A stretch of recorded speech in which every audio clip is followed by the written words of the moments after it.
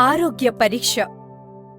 పిల్లలను శామ్గా గుర్తించిన వెంటనే ఆ విషయాన్ని అంగన్వాడీ టీచర్, ఏఎన్ఎం లేదా పీహెచ్సీ డాక్టర్కి తెలియజేయాలి. 3 నుంచి 7 రోజుల వ్యవధిలో ఆ పిల్లలకు పీహెచ్సీలో ఆరోగ్య పరీక్ష నిర్వహించాలి. శామ్ పిల్లల పాదాలు నొక్కితే గుంటలు పడతాయి. ఈ లక్షణాన్ని బైలాటరల్ పిట్టింగ్ ఎడిమా అంటారు.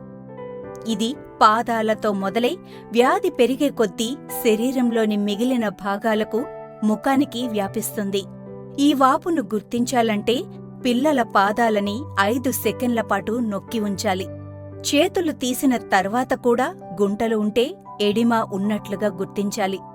ఈ లక్షణాలే కాకుండా పిల్లల్లో తీవ్రమైన జ్వరం, శ్వాస తీసుకోవడంలో ఇబ్బంది, విస్తృతమైన చర్మ గాయాలు, కంటికి సంబంధించిన గాయాలు, రక్తహీనత, వాంతులు, విరోచనాలు ఉన్నా, లేక శరీర ఉష్ణోగ్రతలో తేడాలు కనిపించినా, శరీరం చల్లగా మారడం వంటి మరేదైనా అనారోగ్యం కనిపిస్తే పీహెచ్సీ డాక్టర్ ఎన్ఆర్సీకి రిఫర్ చేస్తారు.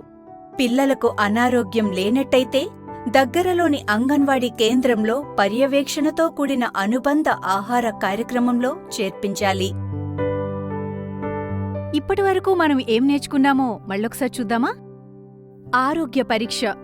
పిల్లలను శామ్గా గుర్తించిన 3 నుండి 7 రోజులలోపు పీహెచ్సీలో ఆరోగ్య పరీక్షలు నిర్వహించాలి. పీహెచ్సీకి పంపడానికి ఏఎన్ఎం, ఆశా సహాయం తీసుకోవాలి.